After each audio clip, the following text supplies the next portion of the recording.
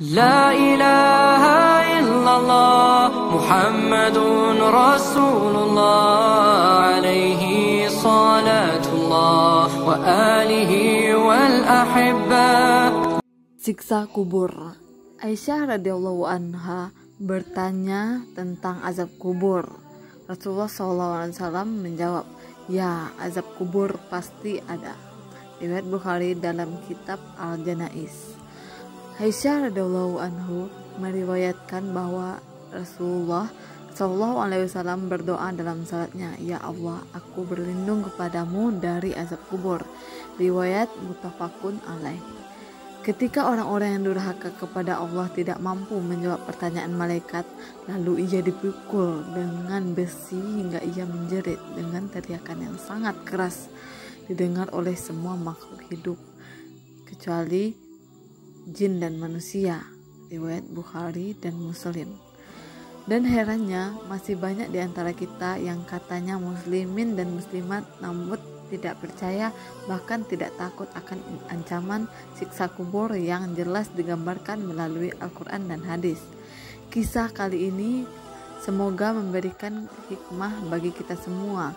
Kisah yang membuktikan bahwa siksa kubur itu ada dan nyata. Alkisah, ada seorang pemuda berusia 18 tahun yang buruk agamanya yang meninggal di salah satu rumah sakit di Oman, Timur Tengah. Mayat pemuda tersebut digali kembali dari kuburnya setelah 3 jam dimakamkan yang disaksikan oleh ayahnya. Pemuda tersebut meninggal di rumah sakit dan setelah dimandikan lalu dimakamkan secara Islam hari itu juga, tetapi setelah pemakaman ayahnya merasa ragu atas diagnosa dokter dan menginginkan untuk diidentifikasi kembali penyebab kematiannya. Seluruh kerabat dan teman-temannya begitu terkejut saat mereka melihat kondisi mayat. Mayat tersebut begitu berbeda dalam 3 jam. Dia berubah tampak keabu-abuan seperti orang yang sudah tua. Rambutnya yang semula hitam legam menjadi putih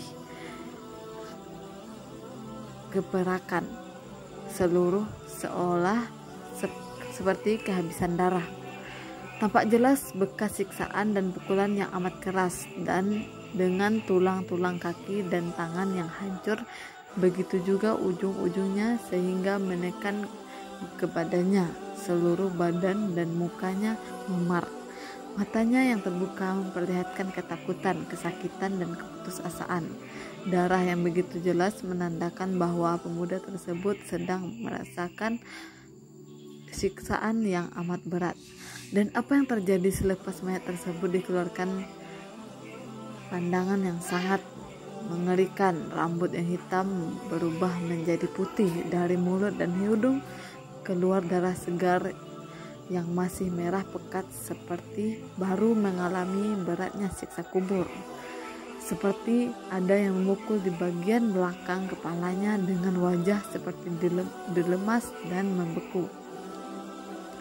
Kita juga akan tercengang dengan mendengar kisah ini. Ini bukan rekayasa, namun cerita nyata. Setelah mendengar ini, adakah hati ini bergetar?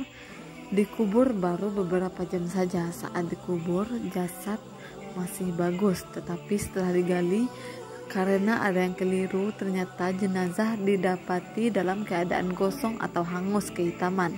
Siapa yang membakar? Apa yang sebenarnya terjadi?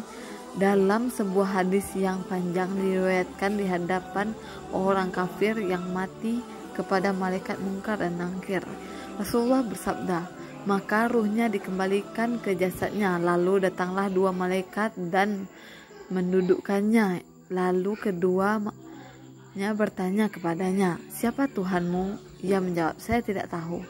Lalu keduanya bertanya lagi, 'Apa agamamu?' Lalu ia menjawab, 'Tidak tahu.' Lalu bertanya lagi, 'Siapa yang diutus kepadamu menjadi nabi?' Ia menjawab, 'Saya tidak tahu.' Maka terdengarlah suara panggilan memanggil dari atas langit, 'Ia berdusta. Hamparkanlah permadani dari neraka, berikanlah pakaian dari neraka, dan bukakanlah pintu menuju neraka.' Beliau bersabda, maka masuklah panasnya dan racunnya neraka sehingga tulang rusuknya berantakan, dan datanglah seorang lelaki yang berwajah buruk, berpakaian kumal dan berbau busuk. Lalu ia berkata, bergembiralah dengan nasib buruk ini yang telah dijanjikan kepadamu sebelumnya. Si mayat bertanya, siapakah dirimu? Datang berwajah buruk. Kemudian ia menjawab, saya adalah amal burukmu. Maka ia berkata, ya Tuhanku, janganlah engkau bangkitkan hari kiamat. Allah ada tambahan dari hadis bahwa beliau bersabda, kemudian dihadirkan orang buta dan bisu yang di tangannya terdapat martil terbuat dari besi. Andai kata digunakan untuk memukul gunung, maka gunung itu akan menjadi debu bertebaran.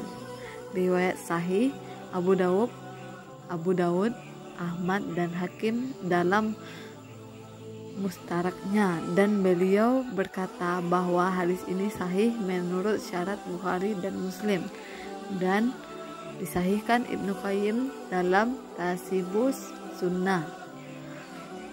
Wahai sahabatku, betapa dahsyatnya siksa kubur itu, betapa memilukan manusia yang tidak bersegera melakukan amal kebaikan. Sesungguhnya amal kebaikan adalah teman yang menyertai kita di dalam kubur nanti. Rasulullah SAW bersabda yang artinya keberangkatan mayit diiringi oleh 3 hal, yaitu keluarga, harta bendanya, dan amal perbuatan satunya akan tetap menemaninya. Yang pulang adalah keluarga dan harta bendanya, sedangkan yang tetap tinggal menemaninya adalah amal perbuatannya. Mengingat semua itu, hendaknya kita mulai saat ini kita berbenah diri dengan memperbanyak amal saleh dan menata diri kita dan niat ibadah kita. Biarlah Allah yang melihat dan menilai amal perbuatan seseorang itu, bukan dilihat dari bentuk tubuhnya, bagus atau jeleknya, maupun pangkat atau kedudukan seseorang. Jangan tertipu dengan indahnya jubah maupun pakaian, namun hati dan niatnya sangat jauh dari Allah. Rasulullah SAW bersabda yang artinya, sesungguhnya Allah tidak melihat akan bentuk rupa atau bentuk tubuhnya dan hartanya, namun yang dilihatnya adalah hati dan amal perbuatannya. Riwayat Bukhari Muslim.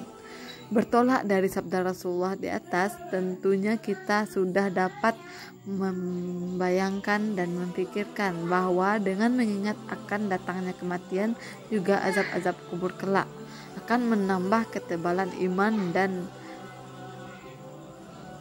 keimanan dari diri kita, sehingga kita senantiasa melakukan perbuatan baik. Sesungguhnya manusia yang cerdas adalah orang yang paling banyak mengingat mati dan paling banyak membawa bekal amal untuk menghadapi mati. Sekian, semoga bermanfaat.